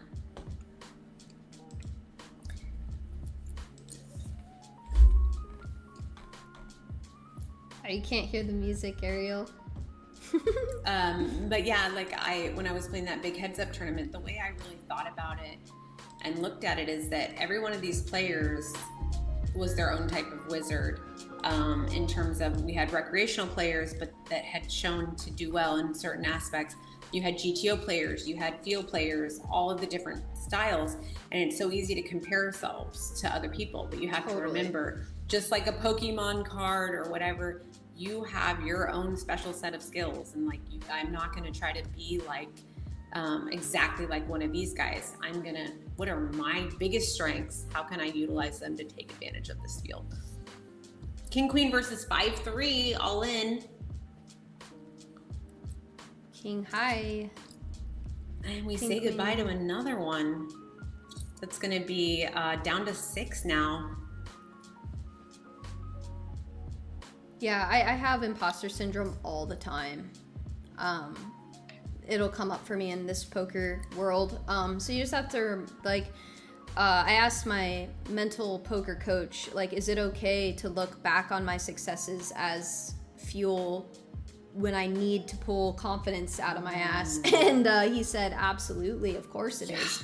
And so I do think back and have to kind of like remember who I am a little bit, you know. You gotta like, all right, yeah, I got this. Watch the highlight reel from one of your deep runs. I do that like when I've been running bad and I need to rewire it because, you know, you remember your most recent loss. I do that same thing. Or like whenever I have a good win, I always like associate it with some song, like whatever song I make my post about, or some song somebody sends me with the post. There'll always be a song that I associate with that win. Mm-hmm. And whenever I'm feeling down or struggling, I'll start putting that song on that reminded me that I'm a champion.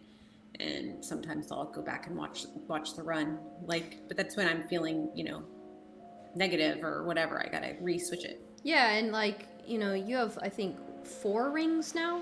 Is that correct? 4. Yeah, it's like, you know, you have had a lot of success in the circuit stuff, and for me, I don't have a ton of that like to pull from. So in my mind, there's another one down to 5.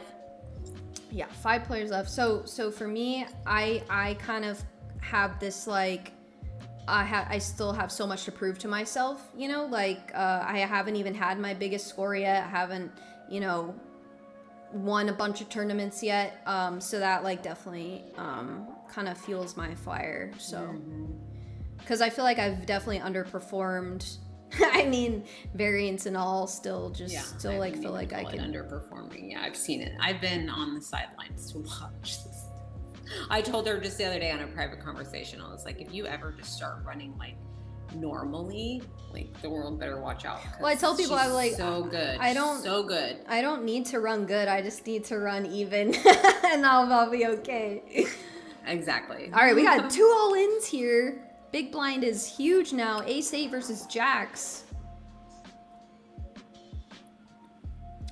Jack's still good. Ooh, and that's gonna seal it for God.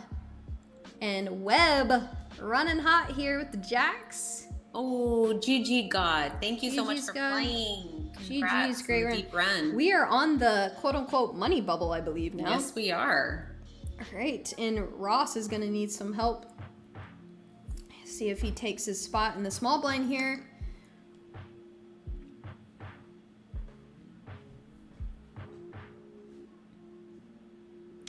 $6-5 of hearts versus 5-7. Maybe they will he chop. Doesn't have a lot of fold equity. Like in this spot, I would almost rather Ross just fold because I just don't think he has any fold equity. And then Trunks is going to be in the big blind before him. Right? He would be. I would just like possibly give them a chance because you have 0 fold equity with 6 high. Maybe you do have to take the spot. It's kind of unclear. But on this money bubble spot with other people likely to be in all in before you may want to try to fade it. But yeah. GG, we're in the money. Wow, GG's. All right, in the money, Brandon says. Yes, absolutely. Great job. Great run to Trunks, Webb, and Brandon. Yeah, it looks like he probably would have been forced all in before Trunks anyway. I think so. Yeah, if Trunks would have just folded. It's going to be correct. Yeah. Yeah. Trunks all in, gets the folds. Just needed to hit it. Brandon shows the 7 deuce. Still 3. Right. Trunks all in again. He's going to have to get something going here. Yeah, he is. Brandon now shortest. Yep. Yep. Web with shortest now. Oh yeah, here I can see in big blinds here. Mm-hmm. I had so much fun with this tournament. Oh, sorry. Go ahead. Go ahead. But I had so much fun with this tournament and watching the stream. You two are awesome and inspiring. Starting my channel like a month ago. Awesome. Well, if there's anything. Thank you so much. Yeah, thank you. And if there's anything we can do to help, or I can do, or she can do to help you, or you have any questions or anything we can help, please let us know. We'd be more than happy. Queen 10 versus Ace King. Ace on the turn. Queen 10 drawing dead, and we are down to heads up play. Trunk, you've won in the money. You won a $50 Amazon gift card. Congratulations for cashing our event. You will be contacted with your email address that you signed up with. Awesome. GG. It's SF Webb versus Brandon the Fire. Let's go. Oh, what a turn card. What a turn card. Pair versus straight draw. Nuts straight on the river for Webb, and that is going to do it. That's GG. Brandon the Fire gets second $150 Amazon gift card. You can buy a nice Christmas present with that. And SF Heck Webb. yeah. You can buy an even nicer Christmas present with your $300 Amazon gift card. GG's, guys. Nice run, Brandon. Nice run to Webb. Congratulations on your win. GG's. Yeah, and I will just say thank you guys for those that hopped into this new tournament and adjusted with us on the fly. Thank you so much. If you are new to the channel and you enjoyed the show, don't forget to hit that like and subscribe. It really helps to support our channel, and we will be hosting more of these, so stay tuned. Make sure you're following all of us on socials because we post the link to all these free rolls there before you can get in anywhere else. Yeah, thank you so much, Ariel. Thanks for being in the chat. Dragon, Chiz, Dust, Pat, Trev, Dust Rag. Yeah, all of Mario. Mario, thank you guys so much. This was a blast. Daniel. Hopefully I'll be able to do some more of these with Casey in the future with Poker You're Now. so good at it, and we had like such great numbers for a long time until we're almost down the end. We had like 180 or something. Wow, people at one point. that's so crazy. It was like huge. I'm like, where are all these people coming from? Holy cow. So appreciate all those ones that stuck it out with us to the very end, and I really enjoyed it, and we'll definitely do more. Yeah, thank you, Casey. Thanks for giving us the rundown, and thanks for joining us and chatting with me. Yeah, they'll send an email to you, Dragon, right? They'll send an email with the gift card info? Mm-hmm. Okay, yep. Cool. All right, well, thank you. To the one you registered the tournament with. Okay, yes, perfect. Sir.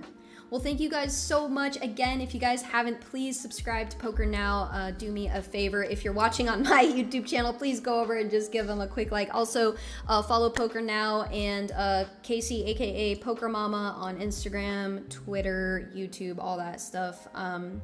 And yeah, I think that's about it. I'll let you guys know when the next one is.